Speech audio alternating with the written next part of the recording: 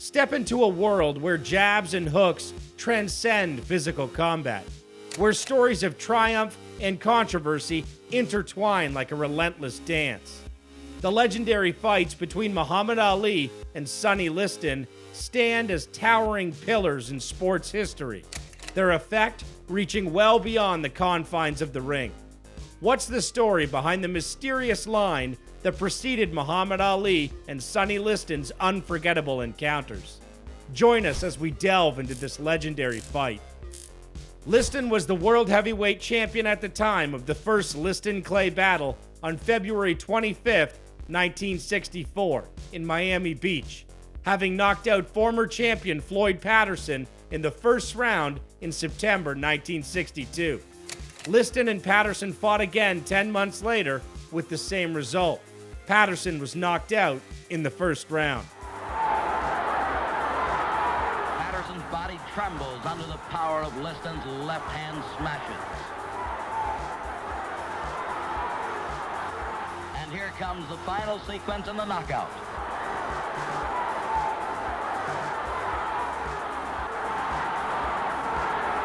Liston was regarded as the most terrifying fighter in the world and one of the finest heavyweight fighters of all time at the time of the bout.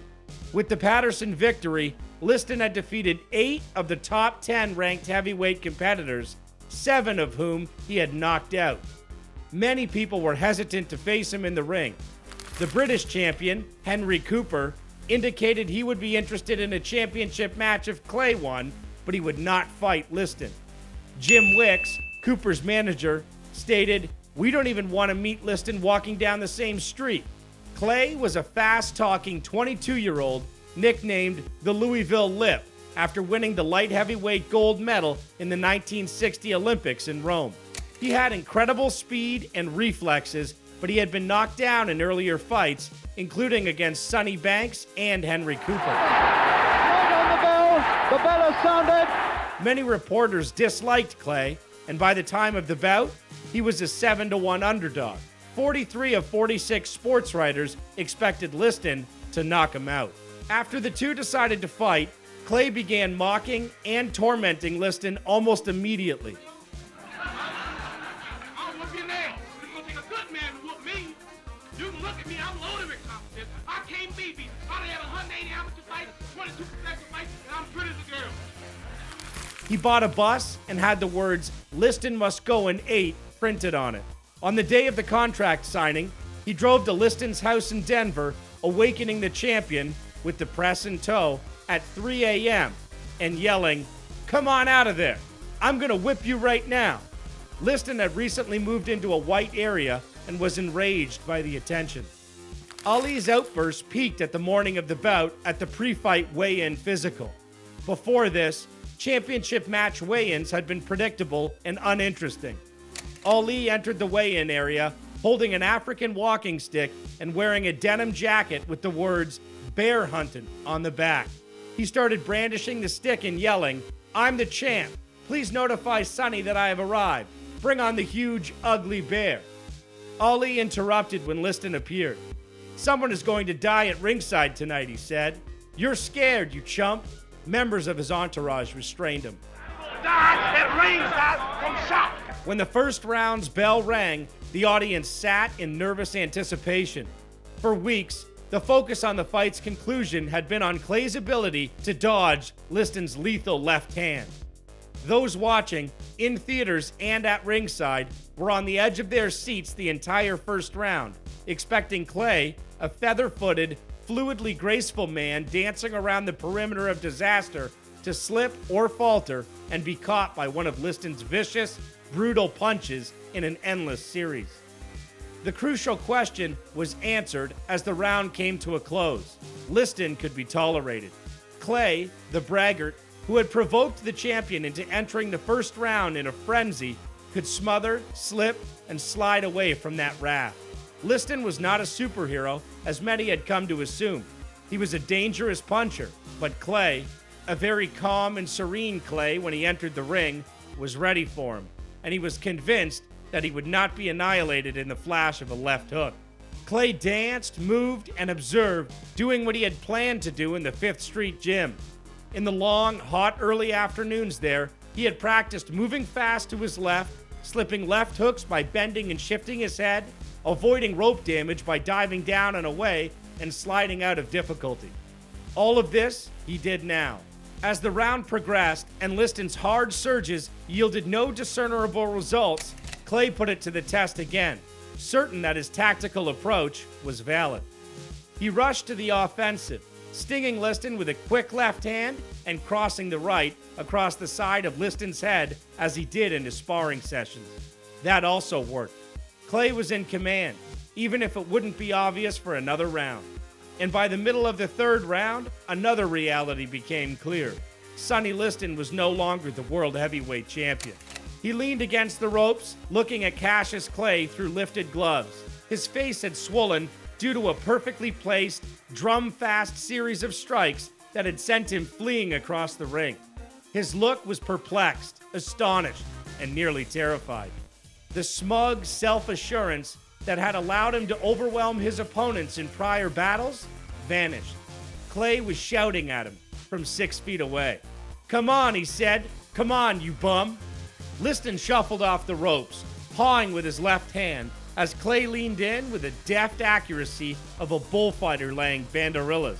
He pierced the swelling face with a crisp left punch, and Liston sank into the same despairing posture in which he had taken the barrage that had landed him on the ropes. Clay crossed a quick right as he squatted, striking the champion on the left cheekbone and splitting his face from black to scarlet. Because Liston is a ferocious and instinctual fighter, he swiftly shook his head and came on, fighting well, if not wonderfully, for the remainder of the round. He pushed Clay against the ropes and crashed at him with hooks to the belly, but he no longer dominated the ring and no longer impressed Cassius, if he ever had. Clay calmly handled the two-handed onslaught on his stomach, catching most of the hits with his elbows. Then, almost petulantly, he pushed Liston away with his hands on his shoulders. 3 rounds later, the game was over. It could have happened sooner if Clay hadn't fought the 5th round completely blind, saving himself only with his incredible ability to maneuver on his feet and with his upper body. He had covered his glove with the caustic that had been administered to Liston's cut during the 4th round when he jabbed him with his snake's tongue left hand. When Clay wiped the sweat from his brow midway through the round, he left a thin film of caustic on his brow. When his trainer, Angelo Dundee, swabbed him with a wet sponge between rounds, it washed down into his eye. As the 5th bell rang, he shouted, "I can't see! I can't see!" blinking his eyes and diving away from the mouthpiece. Clay needed merely time to clear his vision, not to quit, as was widely reported subsequently. Liston had been pursuing, striking recklessly, and missing for 5 rounds. The entire tone of the battle altered in the 6th round as Liston, the unbeatable, became human and less than a champion. Not only had he lost his arrogance and might, but he had also obviously and unequivocally lost his capacity to be an aggressor. Clay was still studying, but no longer attempting to evade Liston. Instead, he appeared intent on humiliating him. Clay was now on his toes. He fought flat-footed, and the left punch that had cautiously touched Liston's face in previous rounds jerked his head back each time it connected in this round. One had the impression that Clay could take Liston out nearly whenever he pleased. When it became evident that Liston could not knock out even a blinded Clay between the 5th and 6th rounds, Dundee instructed his boxer to try for the knockout. In the 6th round, he carried it at belt level, making it useless in fending off Clay's right crosses, which probed at the wound under his left eye. Still, one would have expected Liston to come out of the 7th round and for the fight to conclude with a boom rather than a whimper. Willie Reddish's bout stopped when he went to the referee and made a washing gesture with his hands, which Dundee witnessed from Clay's corner. Cassius rose and began his shadow boxing routine, an exaggerated, scornful dance he frequently falls into when he feels he is ahead. When Dundee informed him it was over, he yelled and danced into the center of the ring. Liston sat hunched and sagged, tears streaming down his damaged face. Come here, Sam. I'm the greatest fighter that will live. I don't have a mark on my face, and I upset Sonny Liston, and I just turned 22 years old. I must be the greatest. I am the king of the world. I'm pretty. Hold it, you're not that pretty. I'm a bad man. I took up the world. I took up the world. I took up the world. Clay's triumph, of course, was the finest of all potential remedies to the boxing world's woes. If Liston had won this fight, he would have had no natural opponent. He hardly needed to say, "I am the greatest," in the days after the battle. He had demonstrated this. If he retains his cool, he'll show it again when he next confronts Liston. Did Muhammad Ali's prophetic words set the stage for one of boxing's most memorable battles? Let us know your thoughts in the comments below, and if you found this video helpful, remember to like and subscribe to stay updated on all our latest content.